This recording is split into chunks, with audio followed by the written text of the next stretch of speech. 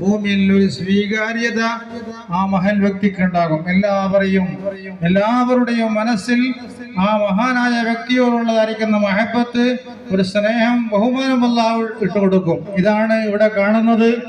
ഇവിടെ ബഹുമാനപ്പെട്ട CM വലിയുള്ളാഹി ഖദ്ദസല്ലാഹു സിറഹുൽ അസീസ് തങ്ങളവറുകളെ സ്നേഹിച്ചുകൊണ്ട് കേരളത്തിൽ നിന്നും കർണാടകയിൽ നിന്നും ഇന്ത്യയുടെ പല ഭാഗത്തിൽ നിന്നും ബഹുമാനപ്പെട്ട CM വലിയുള്ളാഹിയെ സ്നേഹിച്ചുകൊണ്ട് ഇവിടെ വരുന്നു. എന്തുകൊണ്ട്? എല്ലാവരുടെയും മനസ്സിൽ അല്ലാഹു തആല അവരുള്ള മഹബത്തിനെ ഇട്ട് കൊടുത്തിരിക്കുകയാണ്.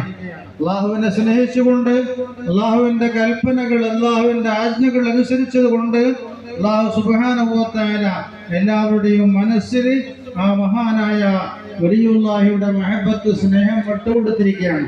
അങ്ങനെ സ്നേഹം വിട്ടുകൊടുത്തു കഴിഞ്ഞാൽ ബഹുമാനപ്പെട്ട അല്ലാഹു സുബ്ഹാനഹു വ തആല ആ മഹൽ വ്യക്തിയെ പറ്റി പറയുന്നു.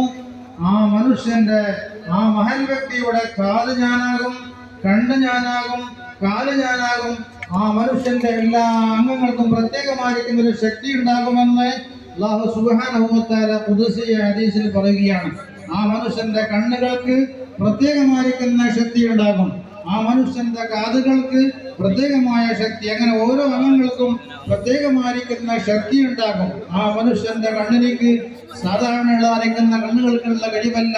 കുപ്പിയകത്തുള്ള വസ്തുവിനെ പോലെ കാണും ഞാൻ നിങ്ങളെ കൽഭാഗമെന്നോവർ എന്ന് ബഹുമാനപ്പെട്ട മുഹീദ്ദീൻ ശൈഖ് തങ്ങൾ പറഞ്ഞതുപോലെ കൽബ് നോക്കി സംസാരിക്കാൻ, വെറും കണ്ണ് നോക്കി, മുഖം നോക്കി മാത്രമല്ല, ആ കൽബിന്റെ ഉള്ളിലുള്ള കാര്യങ്ങൾ പറയാൻ ആ വലിയനിക്ക് സാധിക്കും. ഒരു സംഭവം മാത്രം പറഞ്ഞുകൊണ്ട് ഞാൻ നിർത്താം. ബഹുമാനപ്പെട്ട മുഹീദ്ദീൻ ശൈഖ് റളിയല്ലാഹു അൻഹു ഖദറുൽ മൗസിലിയുടെ അവസരത്തിൽ പറയുകയാണ്.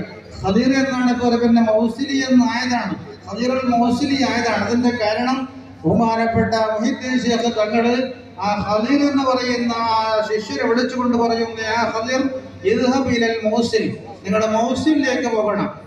മൗസിലിലേക്ക് പോകണമെന്ന് പറയാനുള്ള കാരണം എന്താണ്?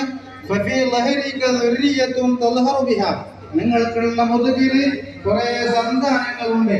ആ സന്താനങ്ങൾ പ്രത്യക്ഷപ്പെടുന്നത്, അവരെ പ്രസവിക്കപ്പെടുന്നത് മൗസിൽ എന്ന് പറയുന്ന സ്ഥലത്തിലാണ്. അതുകൊണ്ട് മൗസിലേക്ക് നിങ്ങൾ പോകണം.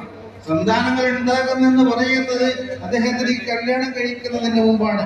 കല്യാണം കഴിക്കുന്നതിന് എത്രയോ മുമ്പാണ് സ്വന്തം ഹൃദയത്തിലേക്ക് നോക്കിയും കൊണ്ട്, കൽബിലേക്ക് നോക്കിയും കൊണ്ട് ബഹുമാനപ്പെട്ട മുഹീദ്ദീൻ ശൈഖ് തങ്ങൾ ശിഷ്യരോട് പറയുന്നു, കുറെ മക്കളുണ്ട്.